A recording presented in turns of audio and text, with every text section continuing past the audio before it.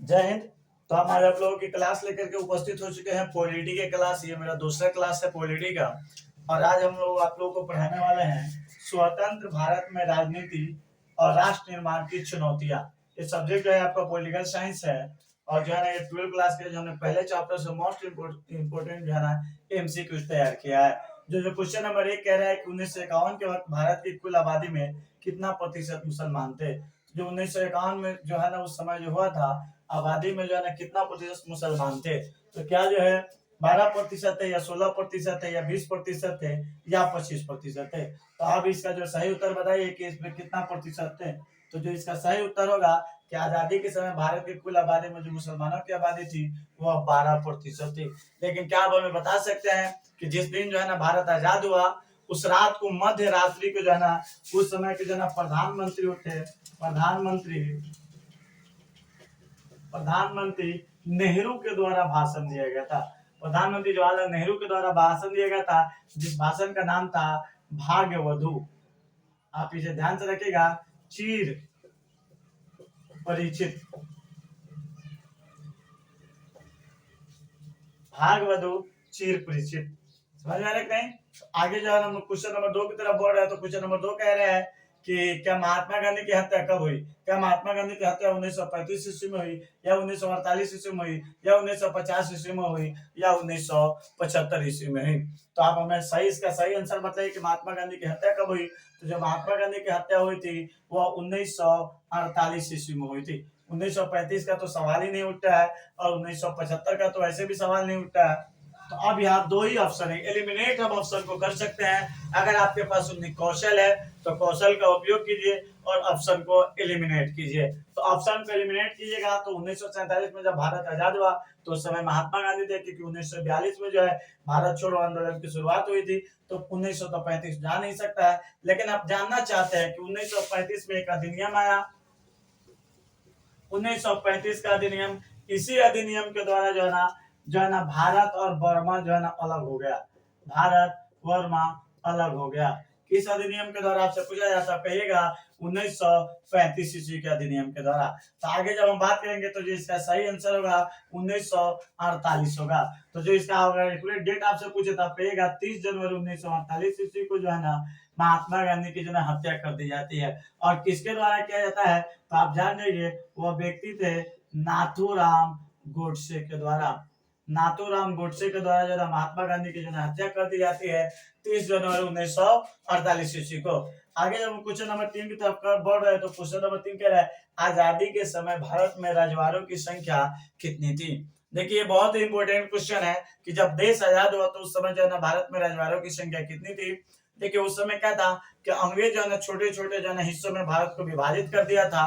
और विभाजित करने के बाद में उसमें छोटे छोटे हिस्सों पर जो है ना अपना कब्जा जमाया हुआ था और उस पर शासन कर रहा था। लेकिन जब देश आजाद हुआ तो अंग्रेजों ने ये शर्त रखी कि अगर भारत के जो रजवाड़े हैं, रजवाड़े वहां के लोग नहीं, वहां के रजवाड़े अगर अपनी इच्छा से चाह रहे हैं कि हम जो है ना अपना अलग राज्य बनाना चाहे, अपना अलग देश बनाना चाहे तो बना सकते हैं। तो आप हमें बताइए उनकी संख्या कितनी थी। क्या 540 थी या जो है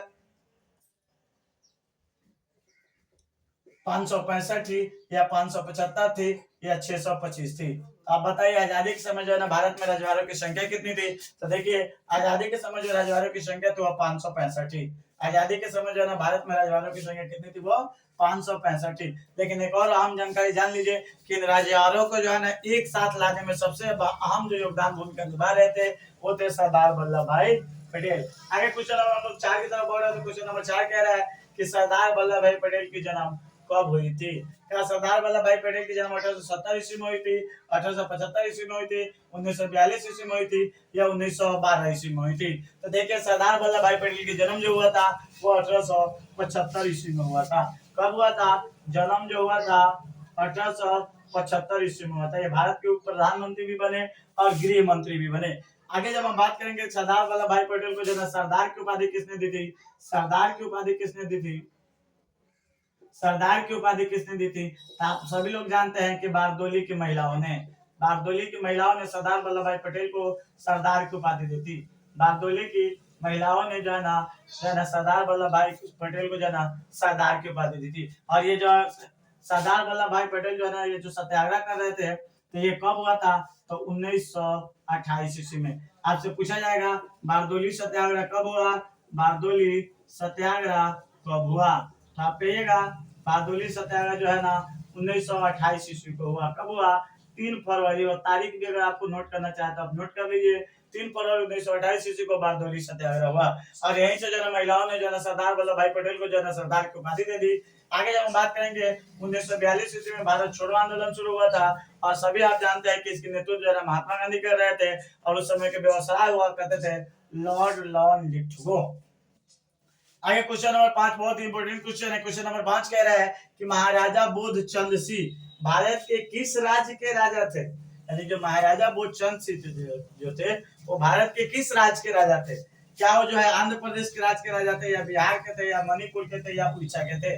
तो आप हमें बताइए कि ये जो है ना किस राज्य के राजा थे? तो देखिए जो है ना महाराजा बोधचंद सिंह जो थे वह जो है मणिपुर के राजा थे। आपको उड़ीसा से याद याद आ रहा होगा कि उड़ीसा में जो है ना बलि पड़ता था। कौन पड़ता था? बलि पड़ता था। जो है ना अगर आपसे पूछा जाए कलिंग का युद्ध कहाँ हुआ था? कलिंग का युद्ध कहाँ हुआ था? तो आप कहिएगा उड़ीसा में। नहीं सॉरी, कलिंग का युद्ध नहीं होता। आगे जब हम पढ़ेंगे क्वेश्चन नंबर 6 की तरफ जाएंगे कि भारत का वो पहला राज्य कौन था? भारत का वो पहला राज्य कौन था जहाँ सार्वभौम व्यस्क मताधिकार के सिद्धांत अपना करके चुनाव हुए? तो क्या वो पहला राज्य जम्मू कश्मीर था या हैदराबाद था या केरल था या मणिपुर था?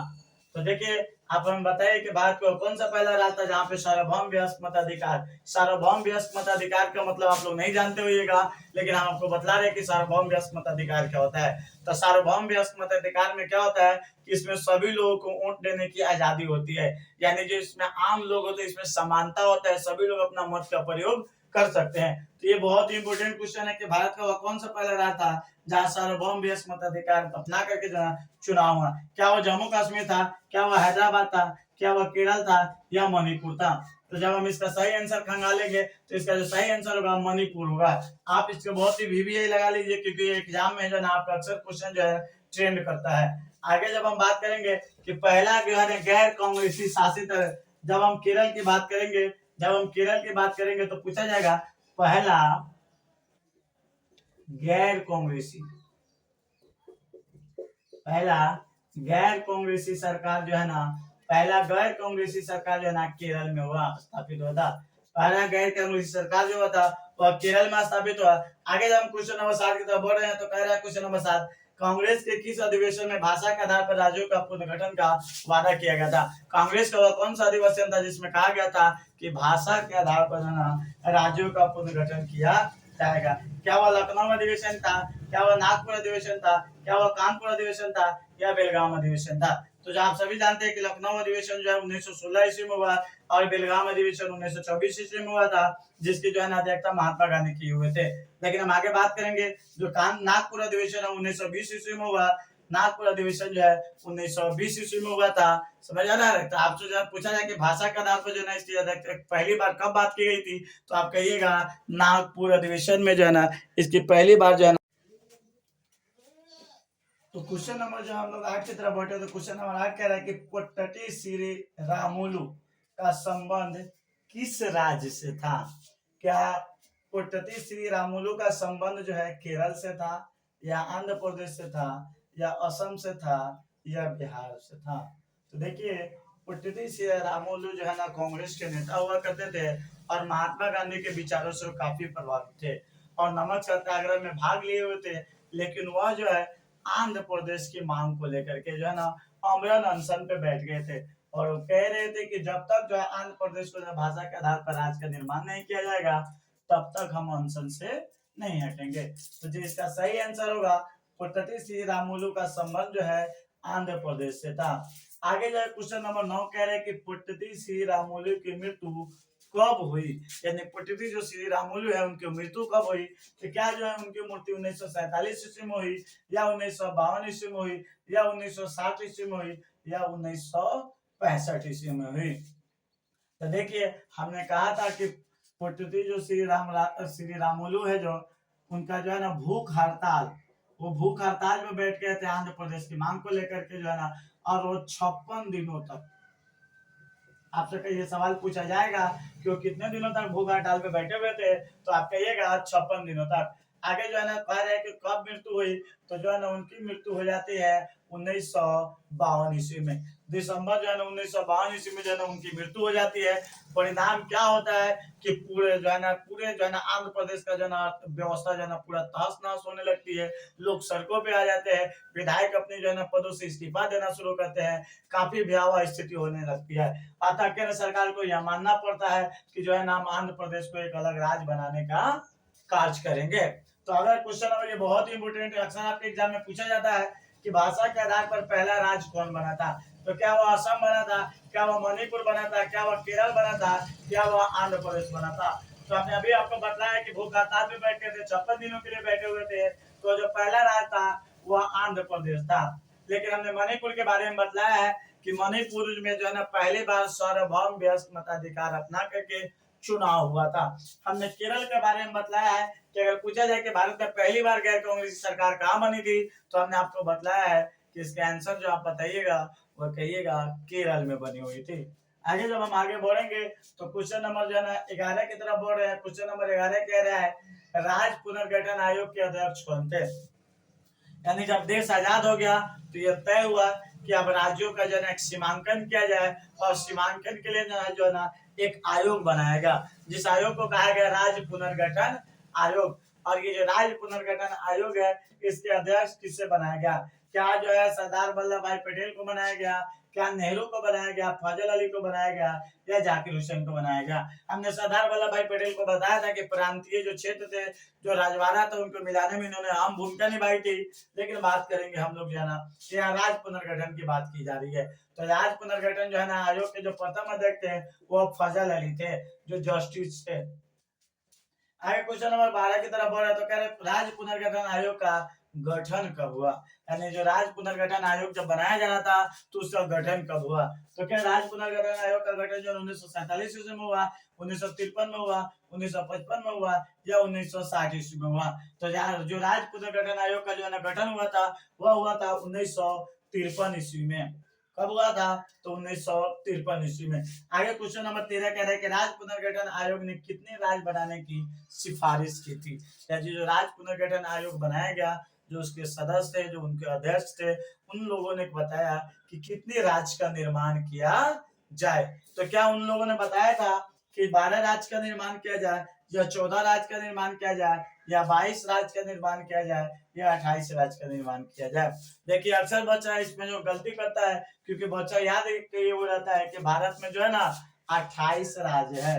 अभी वर्तमान में कितना राज्य है, 28 राज्य है। तो वह जब भी देखेगा कि यहाँ राज्य पूछा जा रहा है, वह आंख बंद करेगा और सीधे जाएगा राज्य का 28 ले, नहीं ये गलत हो जाएगा। ये सवाल को आप ध्यान से पढ़िए, पूछा जाए राज्य पुनर्गठन आयोग ने जो है शुरुआत में भारत में ना शुरुआत में सर्वप्रथम कितने राज्य बनाने की सिफारिश की थी। तो जो शुरुआत में जो राज्य बनाने की सिफारिश की गई थी वह 14 राज्य बनाने की सिफारिश की गई थी। लेकिन जब हम आगे क्वेश्चन नंबर जो है ना 14 की तरफ बढ़ रहे हैं, तो क्वेश्चन नंबर 14 कह रहा है राज्य पुनर्गठन आयोग में ने कितनी केंद्र शासित प्रदेश बनाने की मांग की थी।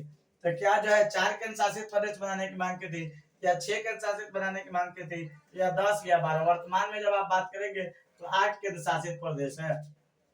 लेकिन इसने कितने केंद्र शासित प्रदेश बनाने की मांग की थी, तो क्या 4 या 6 या 10 या 12। तो जिसका इसका सही आंसर होगा वह तो जो होगा वह 6 होगा। आप क्विक रिवीजन करते हैं हम लोग। राज्य पुनर्गठन आयोग का गठन कब हुआ, 1953 ईस्वी में। इसके अध्यक्ष कौन थे, तो फजल अली थे। कभी कभी इसको फजल अली आयोग पूछा जाता है। आगे पूछा जाता है कि राज्य पुनर्गठन आयोग ने जो है कितने राज्य बनाने की सिफारिश की थी, 14। 14 से एक और बात आपको याद आ रहा है कि हमने आपको बताया था कि मूल संविधान में जब हम पढ़ा रहे थे, आप लोगों को पॉलिटी क्लास पढ़ा रहे तो बताए थे मूल संविधान में जो है ना भाषा कितनी है, कितने भाषा मान्यता प्राप्त है, तो 14 बताया था।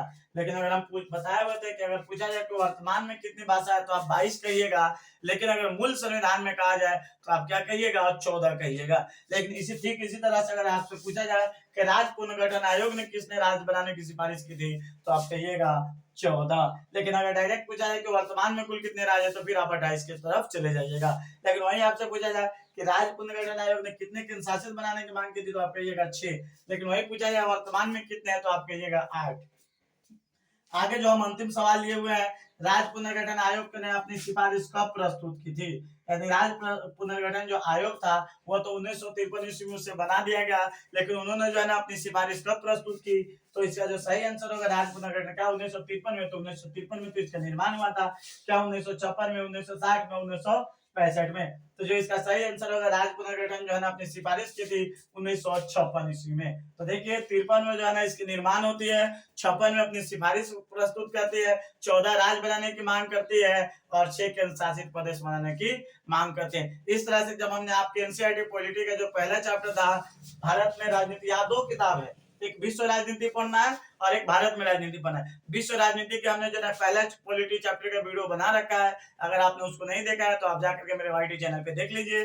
और आगे जो है ना ये जो स्वतंत्र भारत में राजनीति जो दूसरा बुक है आपका, उसमें का जो है ना पहले चैप्टर का जो है ना पॉलिटी का जो क्लास था, यहाँ से हमने कुल जो है ना 15 क्वेश्चन को खंगाला था एनसीईआरटी से और उसको हमने कंप्लीट सेंस में वीडियो करा दिया। तब तक आप वीडियो को देखते रहिए, ढेर सारा प्यार देते रहिए। जय हिंद।